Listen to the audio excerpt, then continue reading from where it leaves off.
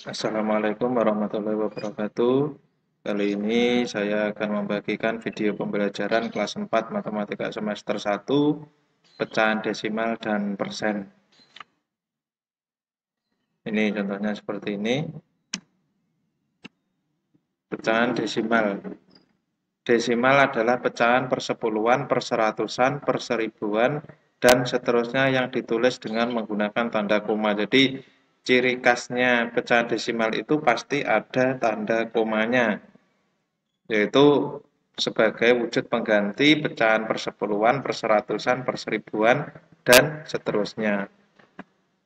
Contohnya, nah ini contohnya ini adalah pecahan 3 per 10, yaitu ini jumlahnya ini 1, 2, 3, 4, 5, 6, 7, 8, 9, 10. Yang di warna ungu ini ada 3, jadi ini pecahan 3 per 10 kalau di dalam bentuk pecahan biasa. Berarti 3 per 10 itu sama dengan kalau jadikan pecahan desimal 0,3. 0,3 bentuk pecahan desimal dengan satu angka di belakang koma. Ini komanya satu angka di belakang koma. Angka 3 berada pada tempat persepuluhan. Jadi yang ini persepuluhan. Bilangan 0,3 dibaca 0,3 atau 3 per 10. Jadi bacanya nanti hati-hati. Ini kalau ini dibaca 0,3 bukan kosong. Kosong itu bukan sebuah angka. Jadi bacanya 0,3. Selanjutnya ini nanti bisa dihitung sendiri, ini ada 100 dan yang diarsir warna ungu ada 25. Jadi 25 per 100 sama dengan 0,25. Ini kalau dilihat ini 0,25 bentuk pecahan desimal dengan dua angka di belakang koma. Ini melihat dari penyebutnya ini. Penyebutnya ini 10, nolnya ada 1, berarti satu angka di belakang koma. Kalau ini nolnya ada 2, berarti ada dua angka di belakang koma. Nanti kalau per 1000 juga seperti itu, berarti ada 3 angka di belakang koma. Jadi menyesuaikan penyebutnya. Yang dimaksud persepuluhan tadi seperti ini, per seratusan, perseribuan juga seperti itu. Jadi banyaknya angka di belakang koma itu melihat dari penyebut dari pecahan biasanya, entah itu per sepuluhan, per seratusan, atau per seribuan. Jadi angka 2 berada pada tempat persepuluhan. Jadi di sini ini namanya persepuluhan. Angka 5 berada pada tempat perseratusan. Jadi kalau nanti ada 3 angka di belakang koma, jadi yang di belakang koma pas itu adalah persepuluhan, perseratusan, perseribuan. Bilangan 0,25 dibaca 0,25 atau 25 per 100. Jadi diingat bacanya 0,25 bukan 0,25, bukan seperti itu salah. Jadi bacanya 0,25, bukan juga 0,25, itu juga salah karena angka itu hanya 0, 1, 2, dan seterusnya. Kosong itu adalah bukan angka. Jadi saya ulangi lagi, membacanya bukan 0,25 tetapi 0,25. Contoh, tuliskan cara membaca bilangan desimal berikut ini. Ini membacanya bagaimana? 0,4. Jadi bukan 0,4 tapi 0,4. Yang B, ini angkanya membacanya 1,24. Jadi dibacanya itu persatuannya saja. Jadi bukan 1,24 tetapi 1,24. Bacanya seperti itu. Yang C ini ada 4 angka. Membacanya 0,375. Bukan 0,375. Tetapi bacanya 0,375.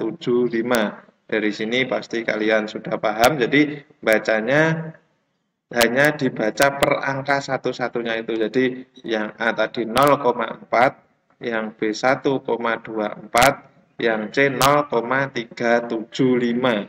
Nah ini 7 ini ya kembali ke tulisan awalnya, bukan 7 saja, tapi kan 7 seperti itu. Jadi 0,375. Kalau sudah paham, kita lanjut ke bentuk persen. Persen. Persen adalah bentuk lain dari pecahan berpenyebut 100. Jadi kalau tadi desimal ada per sepuluhan, per seratusan, per seribuan, nah persen ini hanya digunakan dalam bentuk lain dari pecahan berpenyebut 100. Jadi kalau 10 bagaimana? Ya tidak boleh karena persen itu adalah per 100. Seperti itu. Persen ditulis dengan lambang persen seperti ini. Kalian sudah tidak asing kalau beli jajan atau beli sesuatu pasti ada persennya. Kalau beli apa itu hand sanitizer itu kandungan alkoholnya 70% itu. Jadi bagaimana itu? Contoh 8% artinya ini 8 per 100. Jadi berpenyebut 100 tadi. 8% artinya 8 per 100. Bilangan 8% dibaca 8%. Jadi bacanya seperti itu ya.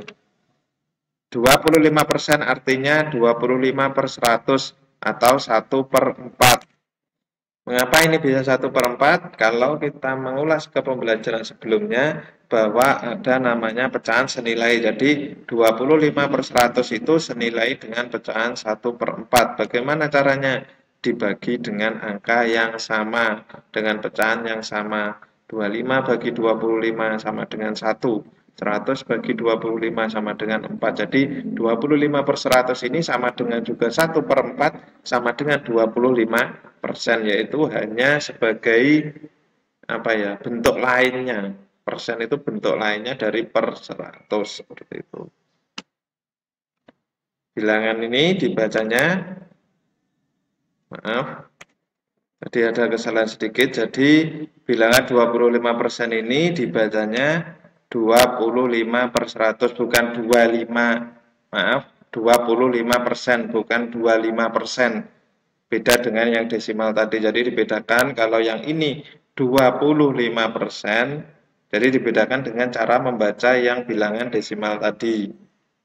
Selanjutnya, contoh soalnya, dalam 100 gram roti mengandung 20 gram gula, 12 gram mentega, ini bukan persen gram ya, dan 60 gram tepung. Maaf, ini saya betulkan lagi. Ini saya ulangi contoh soalnya.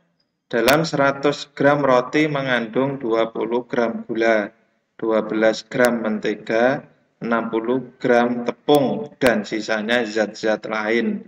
Jadi dalam 100 gram roti ini mengandung 20 gram gula, 12 gram mentega, 60 gram tepung, dan ada zat-zat lainnya. Pertanyaannya, berapa persentase kandungan mentega dalam roti?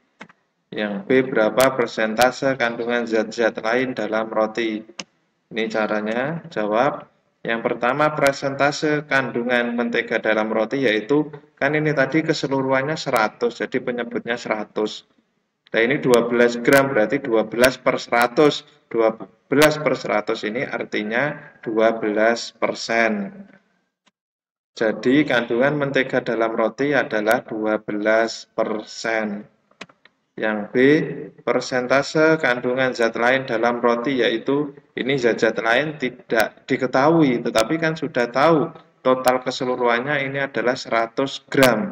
Jadi caranya 100%, ini saya anggap 100% dikurangi 20 gram ini 20%, 12 gram 12%, 60 gram 60% sama dengan 100 dikurangi 92. Ini kalau ditambahkan sama apanya 92, jadi 100 dikurangi 92 sama dengan 8%.